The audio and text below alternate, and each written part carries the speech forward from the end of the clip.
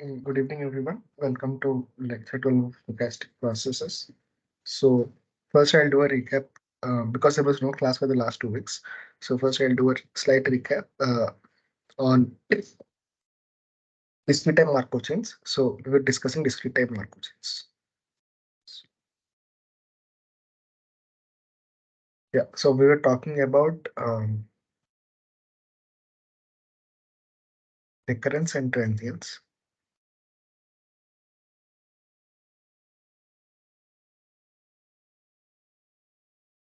States of a Markov chain. So, first, we introduce some basic notations like so. If I write pi of something, this is equivalent to writing property of event conditioned on x0 equal to I. So you start from the ith state. What is the property of that event that I have marked in triple dots? Okay, and expectation of I of a random variable. This is given as expectation of that random variable conditioned on x0 equal to I. So here, these both are events, and these both are a random variable.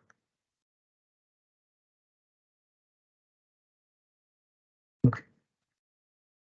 So next, we also defined the transition probability probability transition uh, probability transitions by xn equal to j. This as probability of in n step you are in j state, and in the first step you start with I. This is I to j transition in n steps. Okay, this is known to everyone.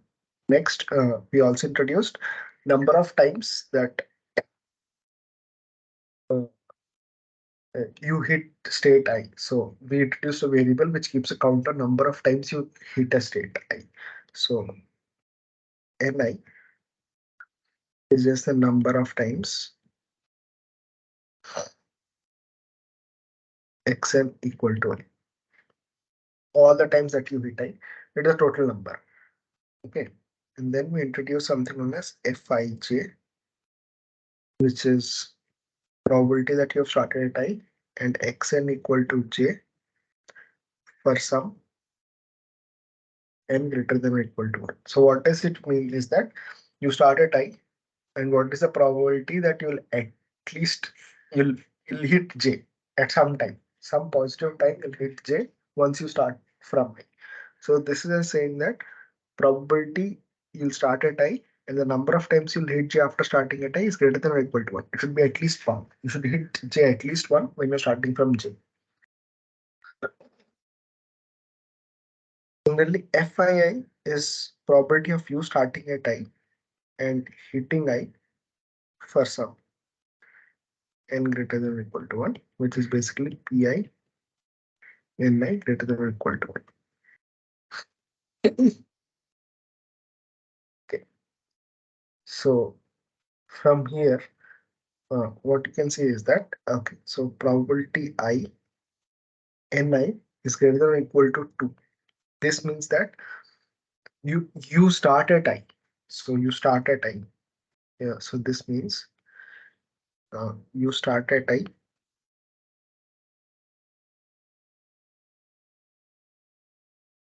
hit I again, and hit I once again. So this part of starting at I and hitting I again is basically this probability. So it's Fii. The probability again from here to here is Fii, and these both are independent units. So this is equal to Fii whole square. So similarly, if you go to Pi Ni greater than or equal to 3, in the same way you can write it as Fii whole cube.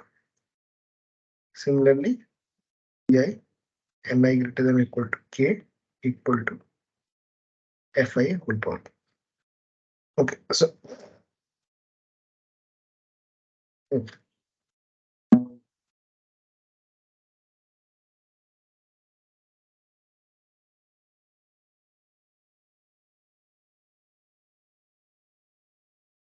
So we'll also define something later today, which I'll call as FIIN. So this is complete, or FIJN.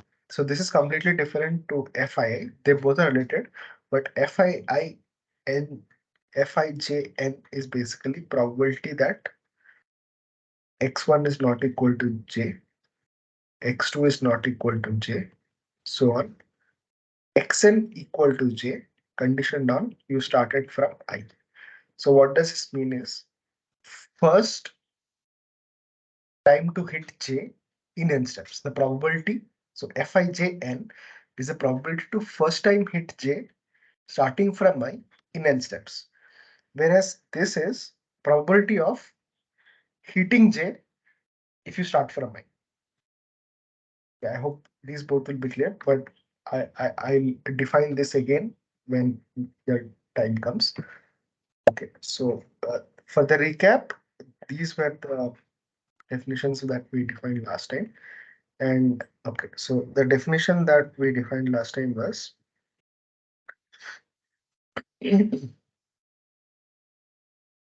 state I is recurrent if Fii equal to 1, and state I is transient if Fii is less than. So Fii is basically a probability. So what is Fii? Okay, I'm talking about once.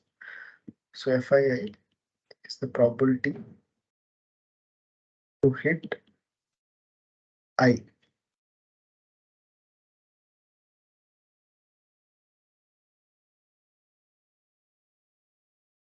if even you have started at I. So if the probability that you again come back to the state I, if you have started at state I, if that probability is 1, then we say that the state is recurrent. The probability that you'll again visit state I, given that you have started at I, is something which is less than 1, then we'll say that the state is transient.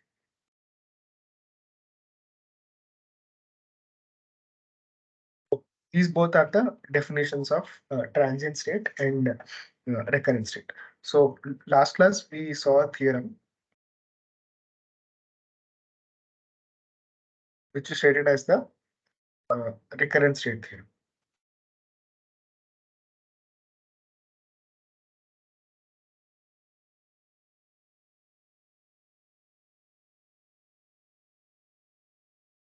So I is recurrent.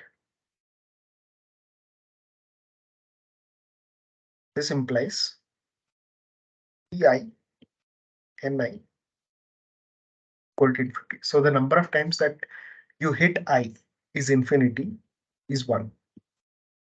It's also the same as summation.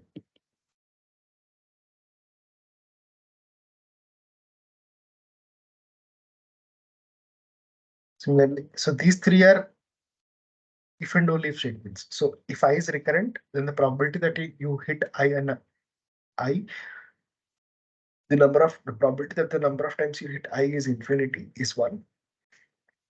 Then summation of all the n-step probabilities of going from I to I adds up to infinity. So these three are if and only if statements with each other. So if I is recurrent, then the second one will happen. If the second one happens, then the first one happens. We proved this in the last class. I'm just stating this again once again. I is transient implies probability that the number of times you visit I is infinite is 0, and summation n equal to 1 to infinity is less than.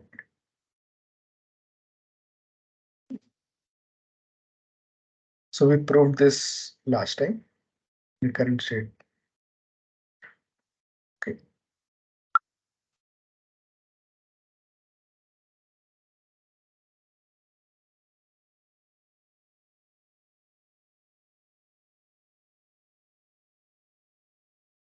So, okay.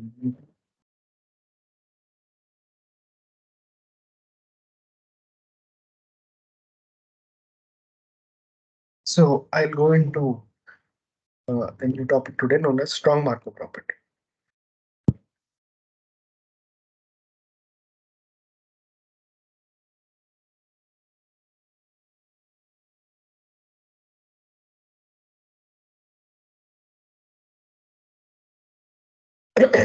So what do we know?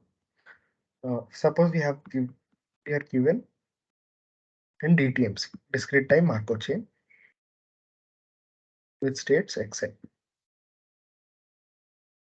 right? So what do we know? We know that xn, this the state at time n at a fixed time.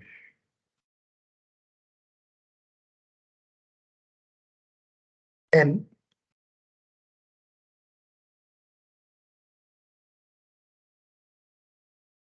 the future is independent of past. So if you know that at any fixed time, the state of xn, if you know this, if this is given, then the future is independent of the past. This is what you know. Okay. Next is the thing that we want to find out. This is what we want to find out is if t is a random time, some random time which is not deterministic, right? So t is now a random variable from the outcome space to numbers time. Does Markovity hold?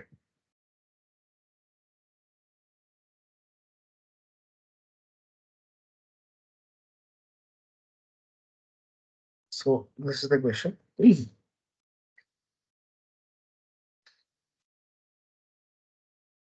So mathematically, what we want to try to show is, so let J be a state. So that is this is the state space, and J be a state, and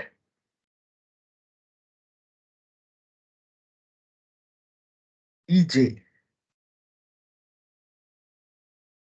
is the random time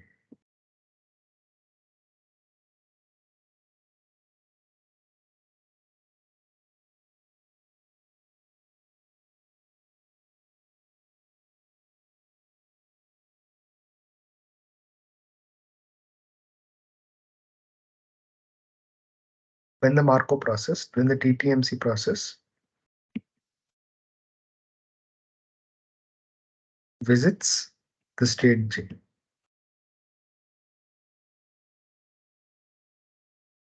So, so what does this mean is, if I say that Tj is equal to K, the event of when I say that Tj is equal to K, this is same as saying that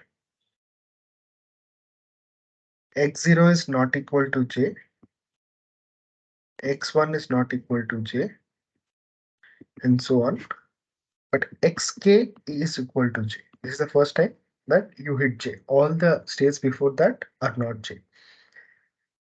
And J equal to infinity, this event implies that xn is not equal to J for all n belongs to n. So these both events are equal. So this is what I mean as random, because Tj, now once you have a DTMC, the the the the states that it takes at each time, they are random. Even if you start a DTMC at a known point, every time you generate a sequence, there will be just some probability at which in the end step you can hit the state J, but you can't say exactly for sure that when will be the first time it will hit, at what time it will hit the state J. So because of that randomness in the DTMC, you can always create a random time. And now the point that we are interested is probability of xt plus k. So capital T is still okay. Tj plus k is equal to j given x0 equal to I0 and so on. X equal to xtj quote. Make this p this k.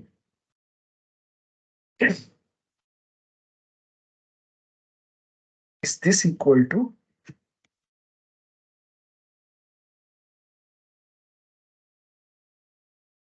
I j e I k to the power c? So is this Markov property?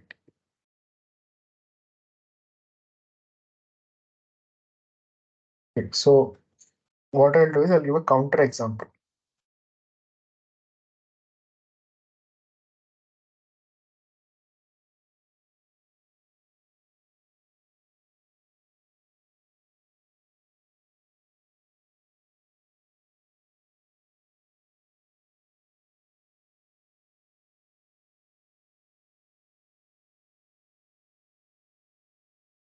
Okay, so the counter example um, will say that no, this for any random time this property will not hold.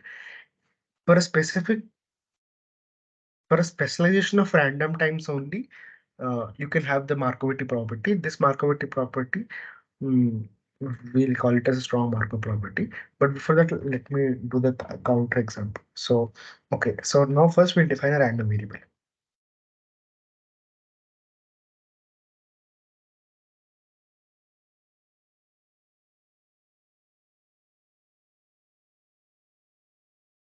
which is the random time.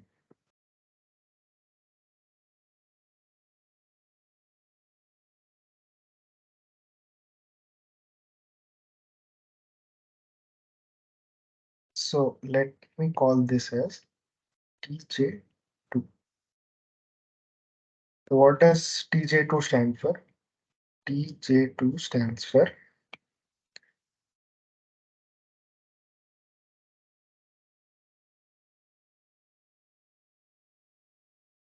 time for the second visit to J, not the first, the second visit. Okay, and now I'll define T as TJ2 minus 1. This is my random variable. This is also random variable. This is my new random variable. So now I want to find the probability of x plus 1 equal to k such that x0 equal to I0 and so on, xt equal to I. But since I know capital T is tj2 minus 1, so xt plus 1 would be just tj2. And this tj2, at that time, we know that the state that is visited is j. So this will be 1 if k equal to j, 0 if k is not equal to j.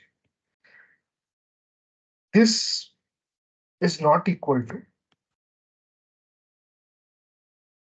the transition probability of I to k in one step. Because now we have put a deterministic condition that xt plus 1 should be j, will be j. The probability that xt plus 1 is j is paramount because you have defined your new random variable using a stopping time such that you know what the future would be. So this is the counter example where the Markovity doesn't hold for random times. Okay, so now we need to answer two questions. One is, why are we interested in random times?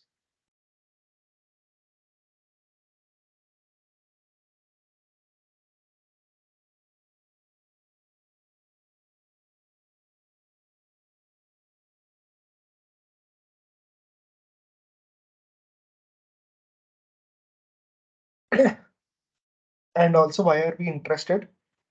And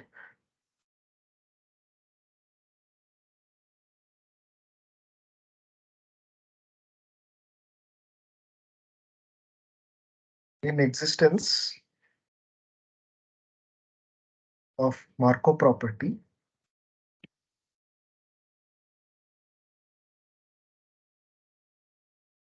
with respect to random times.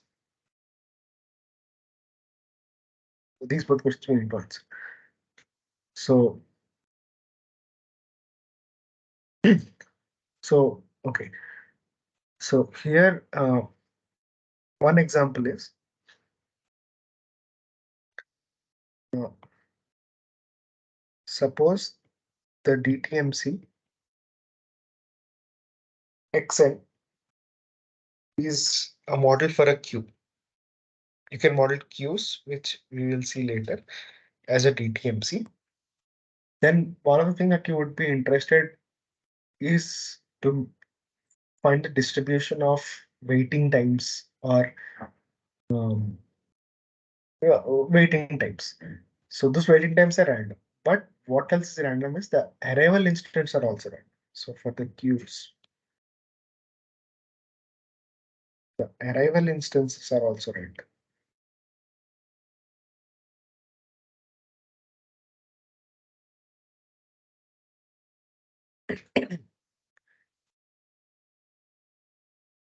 And so to find some properties of the waiting times, we need to study the future of the queuing after a random time. And that random time is the arrival instance. So when we try to model queuing systems or discrete event systems, we often need to condition on random times because the arrivals or the environment itself has inherent randomness in it.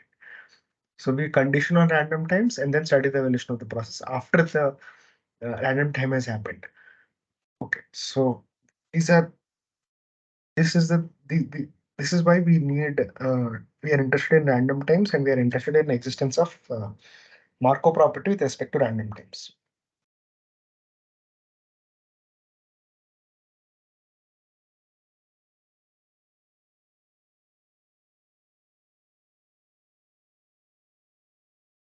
So next, so there are particular specialization of random times known as a stopping time. So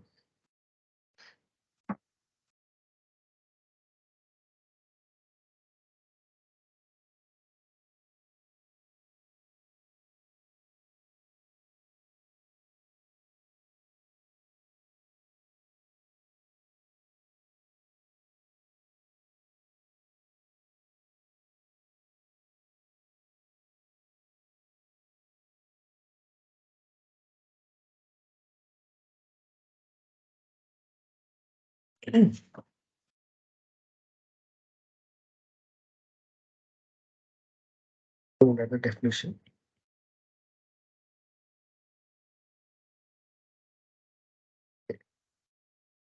is a stopping time.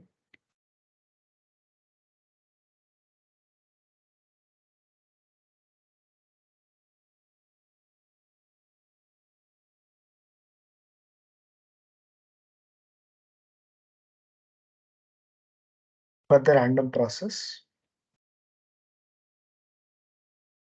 it need not be a DTMC, it could be any random process which has states xn belongs to s and n greater than or equal to 0,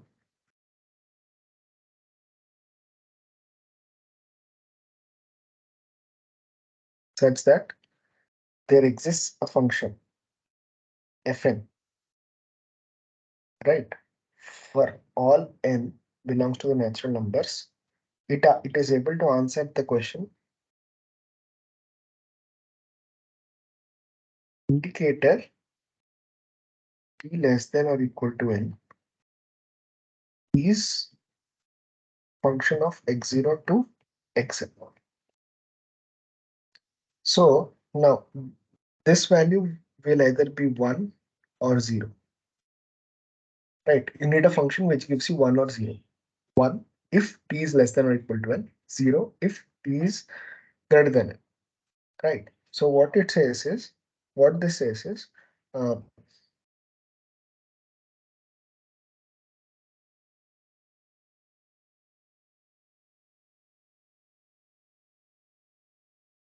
we have, so if you're able to answer t less than or equal to n, the event, if it has happened or not, true or false in these both cases, by observing the first n states, then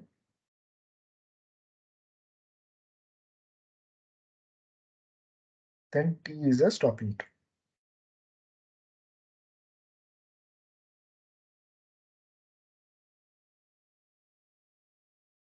So one very crude example is, suppose you have bus stops A, B, C, D, and you have a bus going from, say, okay, maybe we'll rearrange this. So you have bus stops A, B, C, D, and you have a bus going from A to D to C to B. And now my question is, did we, so suppose a bus is started here, right? If I ask the question, when the bus is started, did we reach city B? And since you know that the bus has not yet started, if you're able to answer no, just by seeing what all stations that I have, bus stations that I have hit while starting the bus, then uh, the event, or the time that uh, we hit the city B, that is a stopping time. So suppose first the bus goes to station A. I again ask you the question, did we reach city B? And you say no.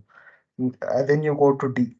Then I ask again, did we reach station B? You can again say yes or no regard using that. So similarly, if you are able to answer this simple yes and no question, then that yes and no question is basically what transfers back to this mathematical equation as a stopping time. So you have one more requirement for a stopping time to help with the strong Markov property. That is, the probability that t is less than or equal to infinite is equal to 1. This is known as the finiteness property of the stopping time. So uh, if you specify an event which needs to happen, you can't specify an event which will never happen. So what if you specify an event and say, okay, when is this bus going to hit station F? But there is no station F, so it will never hit station F. So the first time that will hit station F, the stopping time would be infinity. So to avoid such kind of situations, we also throw in the condition that probability that the stopping time is finite is 1. Okay, so we'll have some more examples.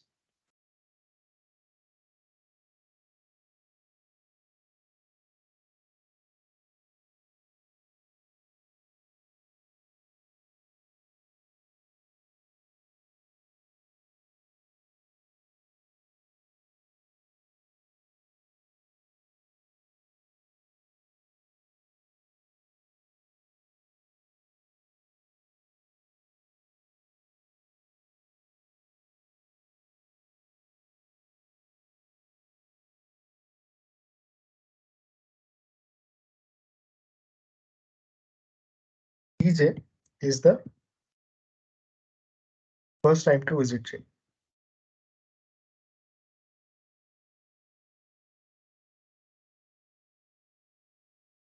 This is known as stopping time or hitting time. So you can see that you can answer this question by is equal to 1 if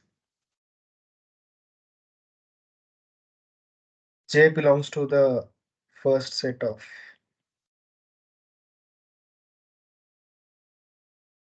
states that you have started in the in 0 if j does not belong. So you have either hit it in the first n steps or you have not hit j in the n steps. So this is the first time visit. This is a stopping time, right? Next is zj. This is the last time visit to j. So now suppose I have a function fn.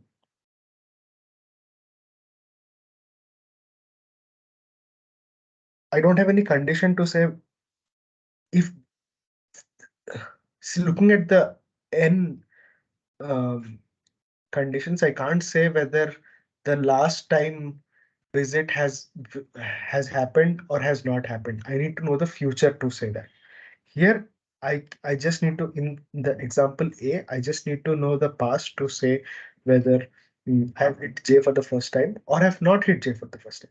But to say the last time that I'll visit J, to tell that I need to know the whole future, because the last time I visit J implies that the whole future will not have a J. So there's a dependency on the future. So this is not a stopping time.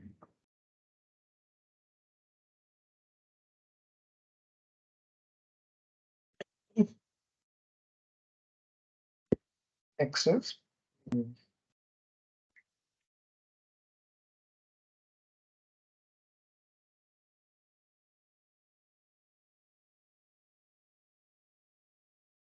a simple deterministic case where I say, okay, T is some number n. Then this is also a stopping time. Because you can just say, so now here the function fi0, i1 to in would just be 1 if m is less than or equal to n, 0 otherwise.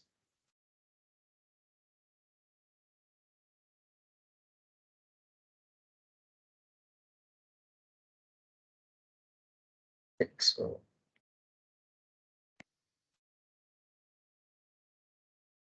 yeah.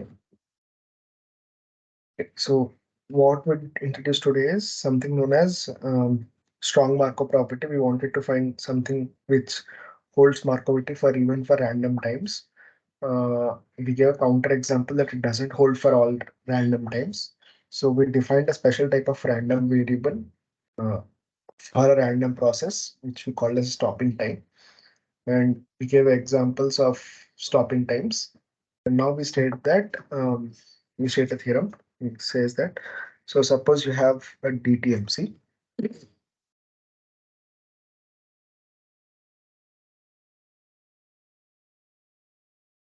is a DTMC.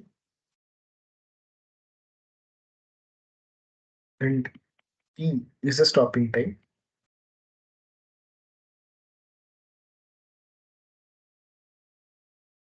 such that the stopping time is almost surely finite.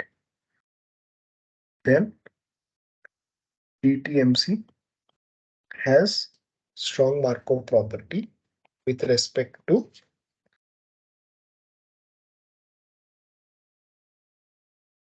capital T. So what does this mean is, so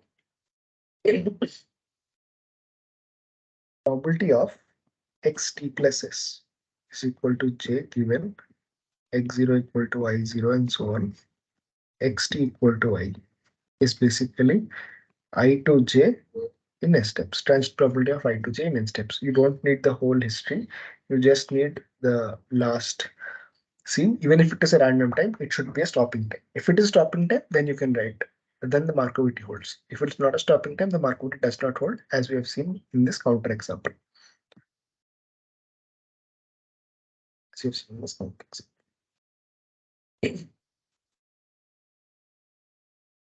Okay, so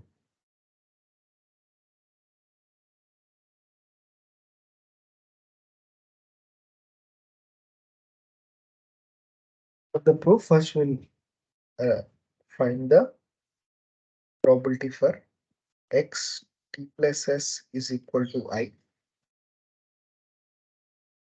is equal to j, x0 equal to I0, and so on, xt equal to I.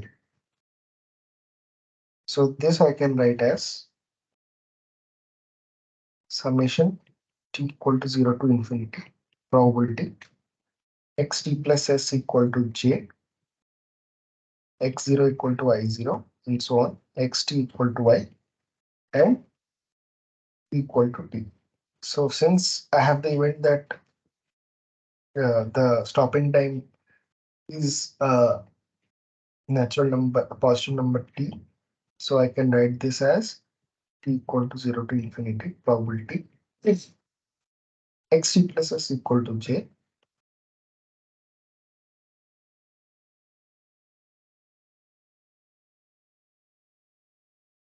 x0 equal to I0, and so on, xt equal to I. This event still remains because that is the event that makes all the other capital T's go to small t. Now I can apply conditioning on this and write this as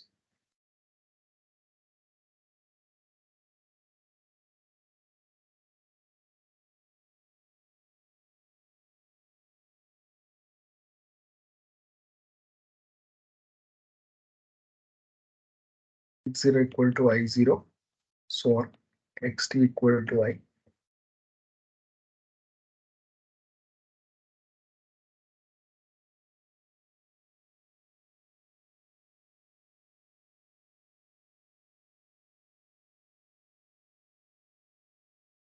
So from here to here, we have applied the conditioning. So as you can see, this second part is basically you can use Markov and apply the transition probability because there is nothing random here. Capital T has been replaced with T. So we can write this as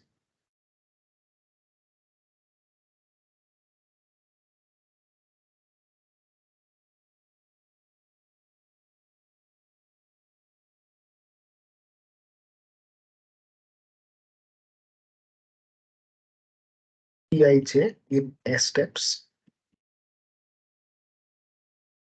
And here I can write this as only condition it till xt. I don't need to condition out t plus s because t is equal to t is a stopping time. To know that t is equal to t, you just need to know the events that have happened till time t. You don't need to know the event. You can answer t. You can answer the probability that what is the probability that t equal to t by just knowing the events till small t. You don't need to look at the future t plus s. That is where this definition comes in.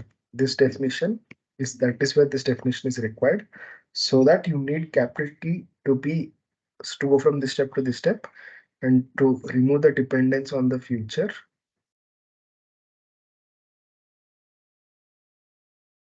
So this is because T is a stopping time.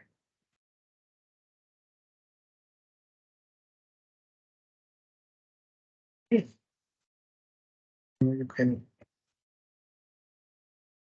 write this as PIJS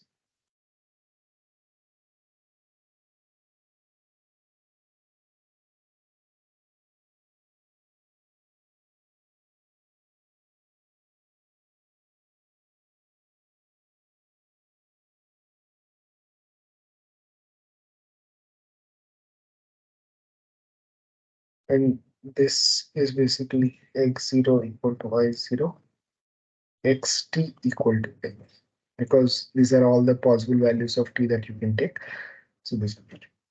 So now what you have is, so you have this probability xt plus s equal to j.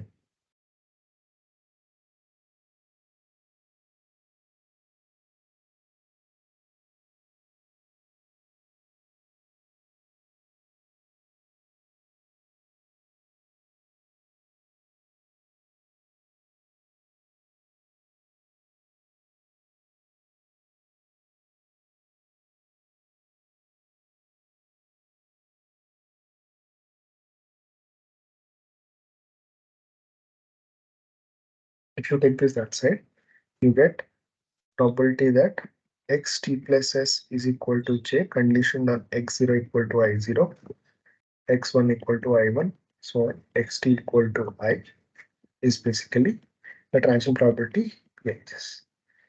This is what we were trying to prove. Okay, so for strong Markov property to hold, you need a special random variable which is known as stopping time, and that stopping time property is given here.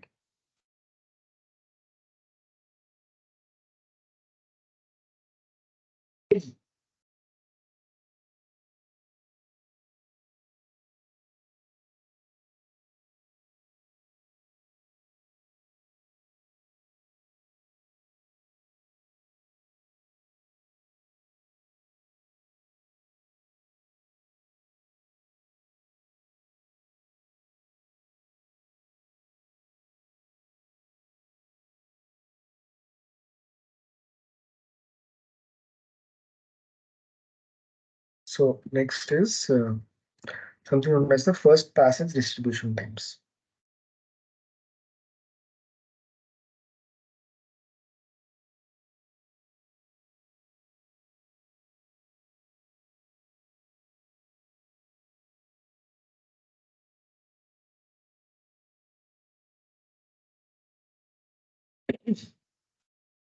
So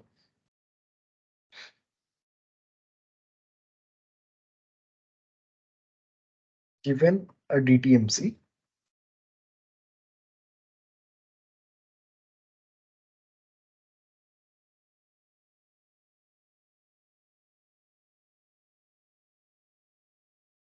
Fijn. So this is the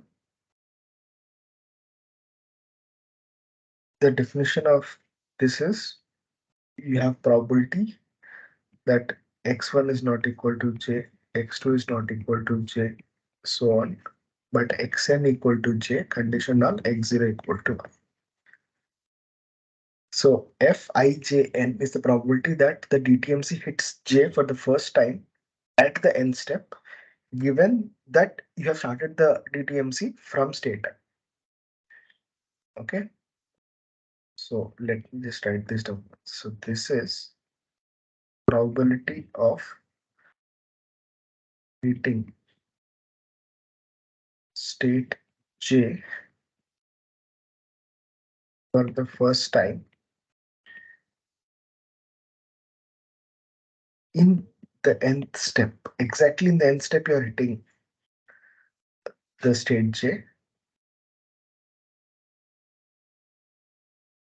conditioned on you start the DTMC at state.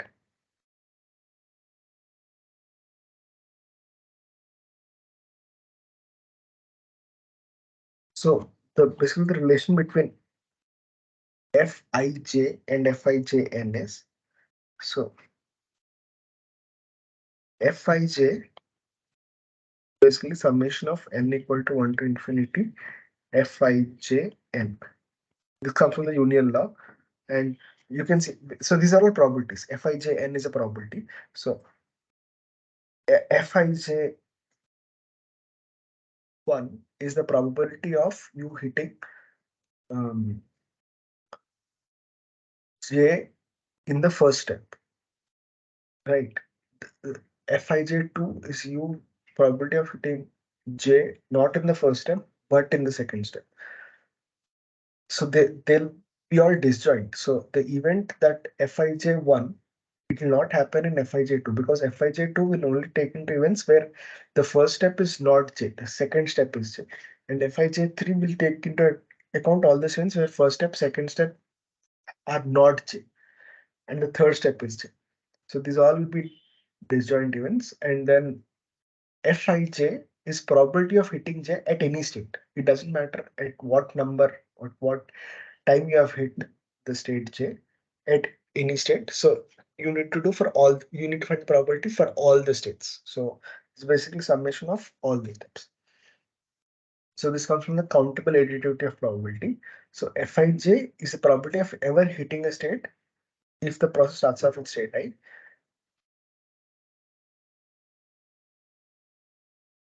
So the next thing is Fijn.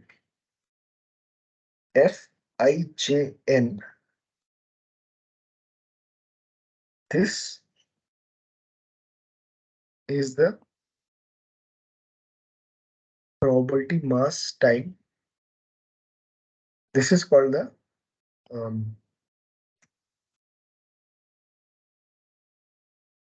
first passage time distribution.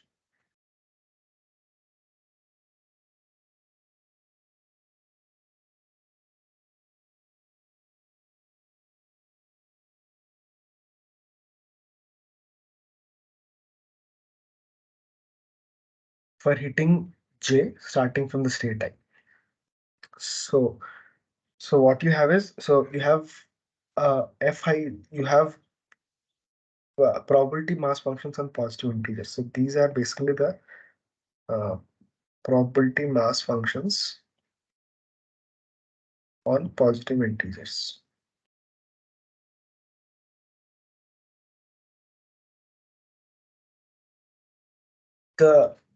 This distribution need not be a perfect distribution because for it to be a distribution, the summation it should be. So for this to be a distribution, summation Fijn n equal to 1 to infinity should be 1, but it need not be 1. So this is basically Fij.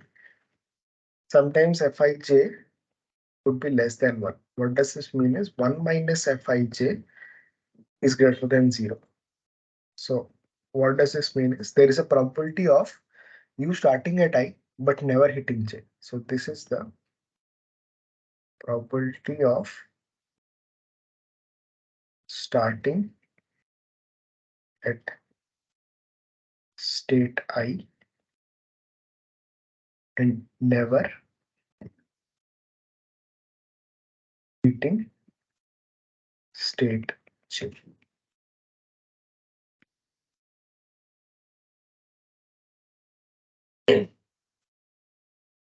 So similarly, you can write Fjj. So if this is 1, it means that J is a recurrent state, as we have claimed above. But now you understand totally what Fjj means. And if Fjj is less than 1, then it's transient.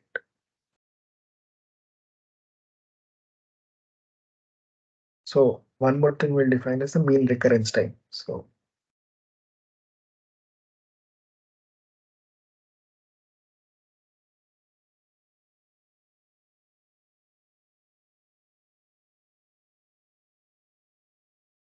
the mean recurrence time will denote this by nu jj. So what is the mean recurrence time? Is the expected time to return. So it's basically Vjj equal to summation n equal to 1 to infinity n into Fjj n.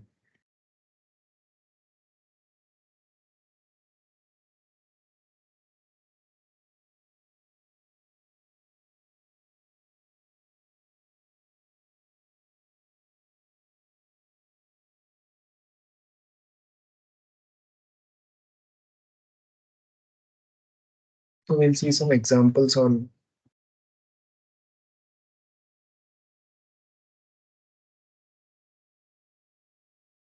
this DTMC. So suppose there is 3-state DTMC 0, 1, 2. And you go from 0 to 0 with probability p, 0 to 1 with probability 1 minus p, 1 to 1 with probability p, and 1 to 2 with probability 1 minus p, and you stay in 2 with probability 1. So first we would like to calculate F001. So what does this mean is you start at 0, right? What is the probability that in one step you come back to 0? So this is p, right? Next, you try to calculate F002. So F002 is the first time you hit 0 is the second step. right? But that is 0, because if you want to hit 0 in the second step, you need to stay at 0 in the first step also. But then it will not be the first time you hit 0 in the second step. So these are all so these are all first time hitting properties.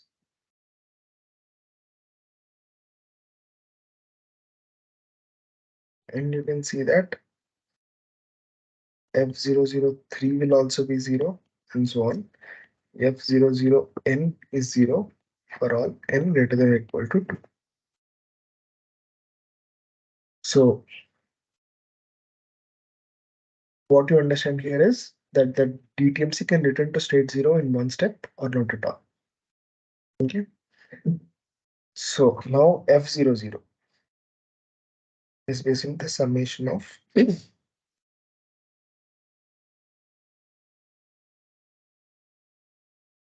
which is P, which is less than 1.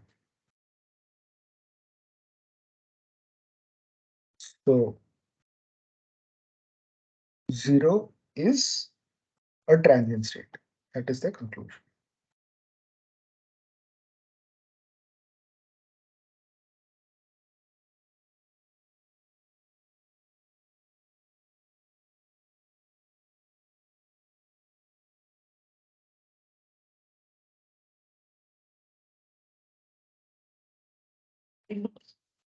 So now let's calculate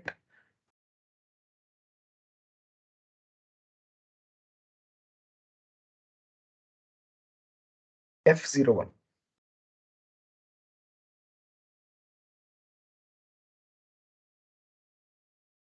So 0, 1, 1.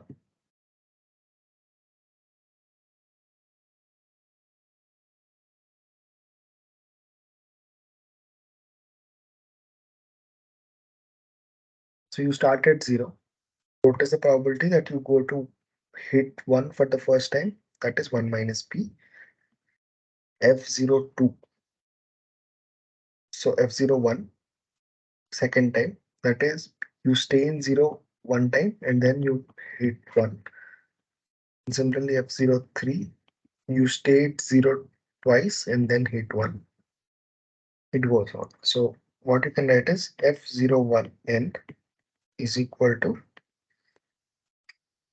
e power n minus 1 into 1 minus p. And F01 is basically summation n equal to 1 to infinity F01n.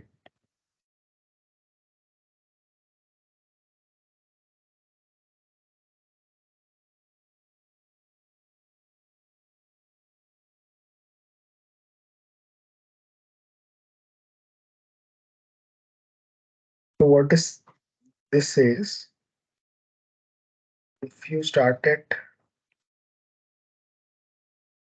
0, you will end up at 1 with probability 1. So you're almost sure that you'll end up with 1 at 1 if you start at 0. Okay.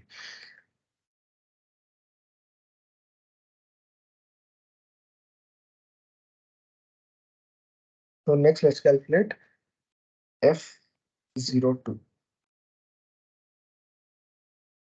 F021. This is 0.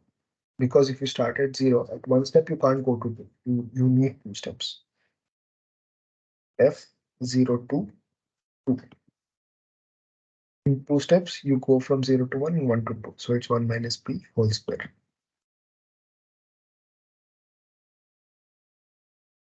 F023.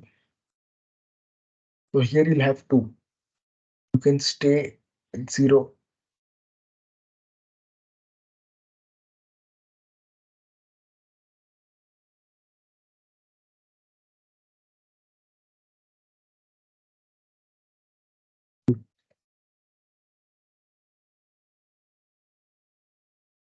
This will be 2 into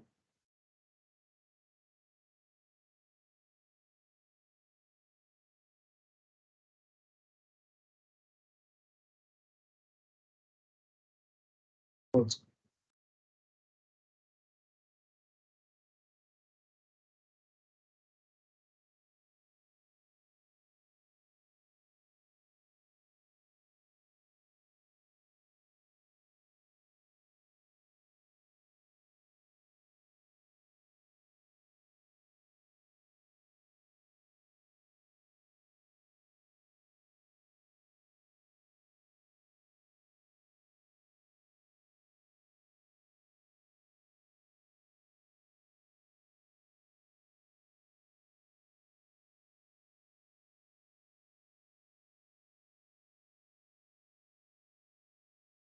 Okay. Yeah. So these are the examples. You can try to find out the different heating probabilities, and you can try to find the different heating probabilities. Okay. So next we'll do one more definition.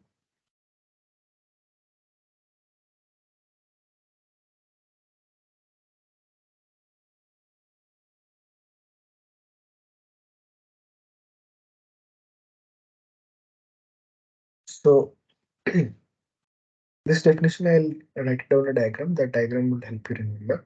So suppose you have a state J, right? It is if Fjj equal to 1, then we say it is as recurrent.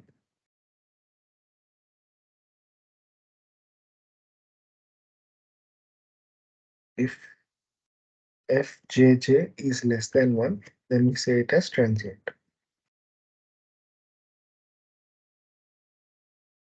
And if it is recurrent, then we have two more, which says that if the mean recurrent time is finite, then we say it is a positive recurrent. But if the mean recurrent time is infinite,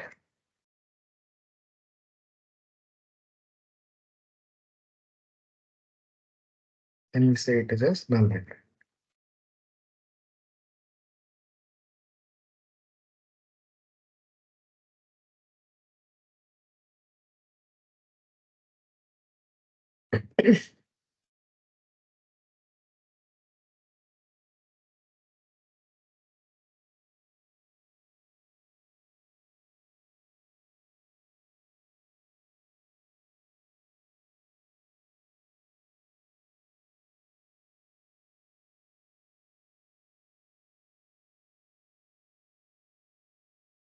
Okay, so I have one more topic today. So that is number of returns to a state.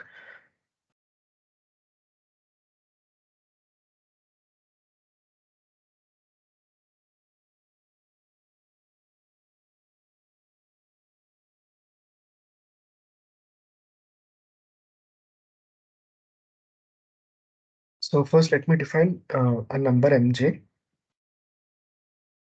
So I'll call this summation I equal to 1 to infinity indicator xn equal to j. So here, this mj is basically says that the number of times we have visited j, which is basically equal to nj that we defined in the earlier class, but we'll now define it using mj.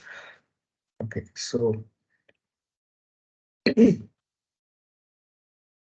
what we want to find is we want to find the expected number of